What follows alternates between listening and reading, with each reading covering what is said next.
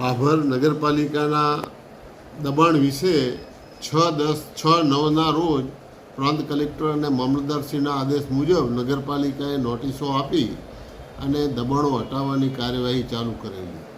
આની અંદર મારે એટલું જ કહેવાનું છે કે હાઈવે ઉપરની જે કાંઈ દુકાનો હોય, કોમર્શિયલ દુકાનો હોય કે જે કાંઈ રેસિડેન્ટ હોય, એની અંદર બિનખેતીના નિયમ મુજબ રોડ સેન્ટરથી 18 મીટર ગવર્મેન્ટે એક્વાયર કરેલી જગ્યા છે. એની પછીની જે 6 મીટર જગ્યા છે એ સ્પષ્ટ બિનખેતીના નિયમમાં ઉલ્લેખ કરેલો છે કે આ 6 મીટર જગ્યા જે તે માલિકીએ બિનખેતી કરાવીને જેનો દુકાનનો કબજો છે એ દુકાનનો કબજોવાળો ખુલ્લી જમીન વાપરી શકે. એની ખુલ્લી જમીનની અંદર પ્લેટફોર્મ પણ કરી શકે, પોતાને ઉપરના માળ ઉપર ચડવાની સીડી પણ કરી શકે. આ બધી જ વાત નિયમ મુજબની છે. તેમ છતાં જે બિનકાયદેસર દબાણો હટાવવાના હતા કે જેઓ એ દુકાનના આડા કેબિનો હોય કે લારીનું હોય તો એ દુકાનદારોના એમના ધંધા ઉપર મોટી અસર હતી, ટ્રાફિક સમસ્યા પણ હતી. આવા સંજોગોમાં દબાણો હતા એ કાયદેસરના હટાયા, પરંતુ બીજા અમુક જણાની રજૂઆતના હિસાબે પ્રાંત સાહેબે સીડીઓ અને ઓટલા તોડ્યા. એમાં કોઈ પણ નગરજનો દલીલ કરવા આવ્યા નથી. એનું કારણ એક જ કે જો આ દલીલ કરવા આવીએ તો આ દબાણો હટાવવામાં પક્ષપાત થાય છે એવું નગરજનોના મગજમાં આવે, જેથી કરીને નગરના સમજુ અને સણા માણસોએ આ બાબતમાં કોઈ પણ જાતની માથાકૂટ કરી નથી. પણ મારી એટલી જ વિનંતી છે કે જે 6 મીટર જગ્યા છે એ જગ્યાનો ઉપયોગ દુકાન માલિકો કરે તો એની અંદર સરકારશ્રીએ આ રીતે તોડી અને સીડી ચડવાની પણ તોડો એ વ્યાજબી વાત હું માનતો નથી. અને આ બાબતે પ્રાંત સાહેબે તપાસ કરી અને જે કોઈ ધંધાકીય દુકાનદારો છે એમની ઉપર દુકાનો હોય, નીચે એમને પ્લેટફોર્મ કે કોઈ પણ ગંદકી ના થાય એમણે ઓટલો બનાવ્યો હોય તો આવી બાબતમાં મોટા સિટીઓ મહાનગરમાં જોયા હોય તો પણ પેરામીટરની ખુલ્લી જગ્યામાં સીડીઓ મૂકેલી છે. તો આવા નાના ગામની અંદર આવું થાય એના માટે થોડું ઘણું દુઃખજનક વાતાવરણ ઊભું થયું છે.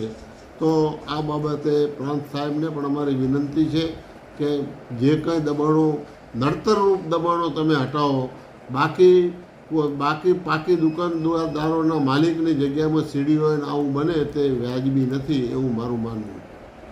ભાભર શહેરની અંદર તંત્ર દ્વારા નગરપાલિકાના અધ્યક્ષતાને નોટિસો આપવામાં આવી 24ની, અને ભારતીય જનતા પાર્ટીના એક આગેવાન પૂર્વ નગરપાલિકાના પ્રમુખ એ વકીલાત એવી કરેરા ચીફ ઓફિસર સાહેબ અને મામલતદાર સાહેબ અને ચીફ ઓફિસર સાહેબને એ એવું કહેવા માગે છે કે 24ની અંદર જે ઓટલા આવે, પાકા બોધકોમ આવે, સીડીઓ આવે,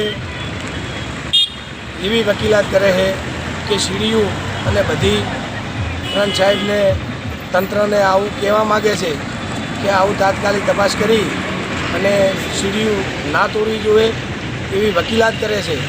તમારે વકીલાત આવી કરવી હતી તો નગરપાલિકાની અંદર તમારા અધ્યક્ષતાને જે બોડી ચાલે છે તો 24ની નોટિસ ના આપવી જોઈએ ને. અને ભારતીય જનતા પાર્ટીના આગેવાન તરીકે તમે એવું કેમ ના બોલ્યા કે 18ના મધ્યમ વર્ગના જે કેબિન ગલ્લા એ પ્રાંત સાહેબને કેમ એવી રજૂઆત ના કરી કે એ પણ હટવા ના જુએ? તમે બિલ્ડર છો, તમે ભારતીય જનતા પાર્ટીની શહેર પ્રમુખની ત્યાં સીડી આવે છે એટલે એમની તમે વકીલાત કરો છો, અને તમે બિલ્ડર છો એટલે પાકા ભોતકોમ 24માં આવે છે એટલે. અને બીજું મારું કહેવું એ છે કે તમે પ્રાંત સાહેબમાં સમજાવવાની કોઈ જરૂર નથી. તંત્ર એની રીતે સારું કામગીરી કરી રહ્યા છે. અને બીજું એક ભારતીય જનતા પાર્ટીના જે કોઓપરેટરો દરબાર સમાજના આવે છે તો હરિભાઈ આચાર્ય આવું બોલે છે કે 24માં સીડી ના તૂટવી જોઈએ. તો મારી દરબાર સમાજના જે કોઓપરેટરો છે એમને આવી વિનંતી કરવી જોઈએ કે તમે એક આવું નિવેદન આપો કે 18માં મધ્યમ વર્ગના આવે છે એ પણ લારીઓ અને ગલ્લા ના જવા જોઈએ. કોઓપરેટર તરીકે તમારી ફરજમાં આવે છે તો તમે પણ આવી એક નિવેદન આપો કે 18માં પણ ના તૂટવું જોઈએ. હરિભાઈ આચાર્ય એમ કહે છે કે 24માં સીડીઓ ના તૂટવી જોઈએ, પાકા બોધકામ ના તૂટવા જોઈએ.